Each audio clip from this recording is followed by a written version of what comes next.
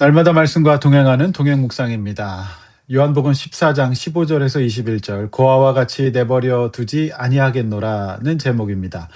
예수님 시대 유대인들은 하나님이 주신 율법에 집착했습니다. 그러나 정작 율법이 가리키고 있는 하나님을 사랑하는 일에서도 멀어졌고 율법의 정신인 사람을 사랑하는 일에서도 멀어졌습니다.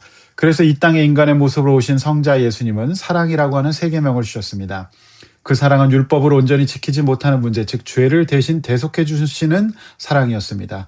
그러니 이제 그분을 통해 구원받고 하나님의 자녀가 된 그리스도인은 그 방식으로 세상을 살아가야 합니다. 이것이 바로 지난주 수요일 본문이었던 요한복음 13장 34절 새 계명을 주노니 서로 사랑하라. 내가 너희를 사랑한 것 같이 너희도 서로 사랑하라는 것이었습니다. 문제는 그 일이 내 뜻과 내 힘으로는 할 수가 없다는 것이죠.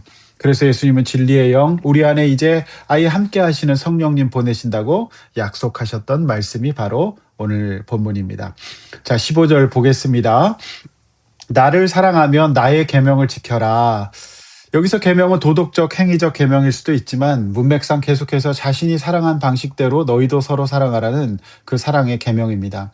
예수님을 세상의 인정과 명예보다 사랑하고 지질한 사람들을 예수님의 방식으로 사랑하는 것은 죄인인 인간이 절대 할 수 없는 일입니다. 그래서 16절 말씀은 예수님은 이제 성부 하나님께 구합니다. 또 다른 보혜사 즉 성령 하나님을 너희에게 주사 영원토록 너희와 함께 있게 하시겠다고 약속하셨습니다. 굉장히 중요한 말씀입니다. 여기서 보혜사라고 하는 헬라어 페라클레이토스라고 하는 단어는 변호사, 상담자, 카운셀러, 위로자, 동행자라는 뜻입니다. 예수님의 성육신과 공생의 기간은 모두 합쳐 30여 년이 되는 짧은 기간입니다. 예수님께서 이 땅에 오셔서 제자들과 당시 사람들에게 가르쳐 주시고 바로잡아 주시고 위로하시고 고쳐주시는 성령님의 역할을 하셨습니다.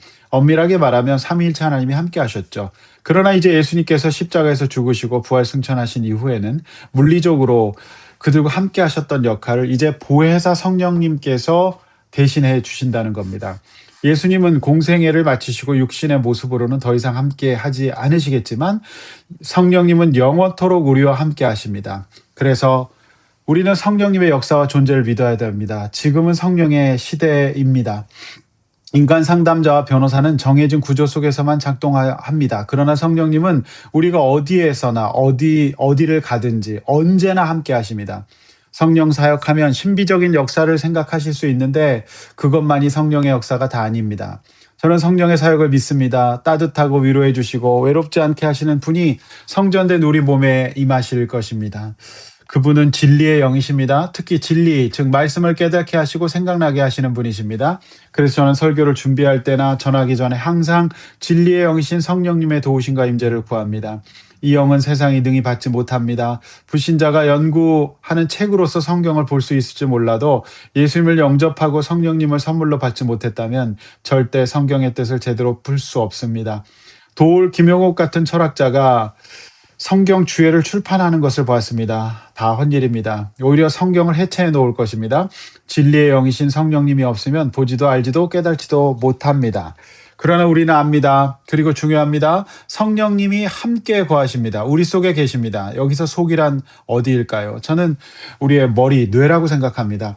보통 마음이라고 해서 우리의 심장에 영혼이 있을 것이라고 생각할 수 있지만 심장은 장기입니다. 물론 우리의 몸 전체가 주님의 성전이지만 그 중에서도 뇌에서 감정과 생각과 행동과 기억, 희노애락을 주관하기 때문에 모든 도덕적인 행위를 주관하기 때문에 저는 우리 속이라고 했을 때 우리의 머리, 뇌라고 믿습니다. 그래서 목사가 머리에 손을 얹어 안수해 드리는 거죠. 18절 너무나도 인상적인 말씀입니다. 내가 너희를 고아와 같이 버려두지 아니한다. 저는 고아를 많이 봤습니다. 사실 저희 어머니도 고아 출신이십니다. 사역하면서 종종 이런 분들을 많이 뵀습니다. 더 현실적으로 이야기하면 지금은 고아가 아닐지라도 누구나 육신의 부모님의 소천을 겪게 되기 때문에 결국 고아가 될 수밖에 없습니다. 고아의 가장 큰 어려움, 괴로움은 내버려졌다는 겁니다. 자, 그 상처에서 오는 괴로움, 공허함, 쓸쓸함, 아쉬움, 회한과 같은 것들이 있어요. 우리는 연약한 존재로 아기로 태어납니다. 그래서 일정 기간 육신의 부모가 삼위일체 하나님의 역할을 대신해 주게 되어 있습니다. 이것이 창조의 섭리죠. 아이 입장에서는 부모가 기적을 일으키는 예수요, 사랑과 위로를 주는 성령님이요, 자신이 못하는 놀라운 일을 하는 성부 하나님이실 겁니다. 그러나 나면서부터 고아된 사람이나 일찍 어린 시절에 고아가 되어서 또는 육신의 부모가 있었지만 건강한 양육을 잘 받지 못한 분들은 이런 문제 때문에 마치 고아처럼 정서 심리적인 고통을 받게 됩니다. 그래서 이 문제는 심리적으로나 정신의학적으로도 치료하기가 어렵고 꽤 오래 걸립니다. 그러나 저는 오늘 말씀에서 근본적인 치료의 대책을 발견하게 됩니다.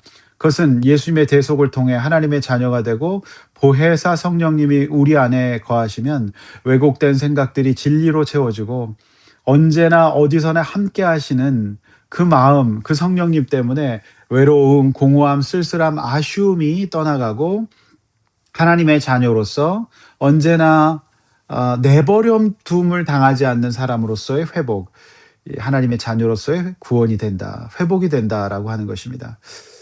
그래서 최종적인 회복은 성령님이 오셔야 될 겁니다. 모든 교육과 치료와 활동들은 세례 요한의 역할이었습니다. 성령님의 도우심을 받으십시다. 아니 이미 우리 안에 계십니다. 그분을 집중하십시다. 성령님의 도우심을 구하십시다. 언제나 성령과 함께 합시다. 더 이상 고아와 같이 내버려졌다는 생각이 어느새 사라져 있을 겁니다. 그래서 우리는 영혼의 고아들에게 예수님의 복음과 성령 하나님의 복음을 전해야 됩니다. 그들을 섬기고 사랑하는 형제자매가 되어야 할 겁니다. 그것이 바로 교회입니다. 그것이 바로 교회의 모임입니다. 19절 예수님을 육신으로 못 봐도 이제 부활하실 겁니다. 그래서 20절 그날에는 삼위일체 하나님과 우리가 함께 할 것입니다. 우리가 그분 안에, 그분이 우리 안에 거하실 겁니다. 21절 마지막 말씀으로 오늘 본문이 마무리되는데요. 어떤 말씀이 있습니까? 우리가 예수님을 사랑한다면 성령님이 우리 안에 오셔서 누군가를 사랑하게 될 것인데요. 우리가 성령님의 도우심으로 사랑할 수 없는 누군가를 사랑한다면 그 결과가 어떻게 나타나냐면 아버지께 사랑받는 자가 됩니다. 그리고 예수님도 그런 나를 사랑하셔서 그에게서 나를 나타내시리라 이렇게 약속하십니다. 우리의 인생에서 우리의 관계에서 기적과 같은 회복이 일어납니다. 이것이 바로 세상이 줄 수 없는 기적, 행복.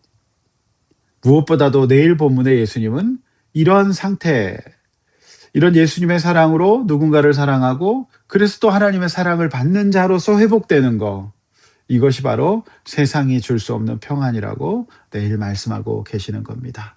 기도하겠습니다. 하나님 아버지, 우리에게 새 계명을 주셔서 감사합니다. 내가 고아와 같은 사람이라면 절대 누군가를 사랑받아 본 적이 없어서 사랑 못할 겁니다. 그러나 이제 주님 앞에 우리는 고아가 아닙니다. 성령 하나님 함께 계심으로 누군가를 사랑하고 누군가를 섬김으로 내가 하나님 사랑받고 예수님 사랑받아서 서로가 다 회복되는 행복한 인생, 복된 인생 살 수 있도록 도와주시옵소서. 오늘 이 말씀 짧은 8절의 말씀입니다. 길지 않지만 깊은 기독교의 진리가 있습니다. 오늘 말씀 깊이 묵상하고 오늘 하루 우리가 고아처럼 살지 않게 하여 주시옵소서. 예수님의 이름으로 기도하옵나이다. 아멘.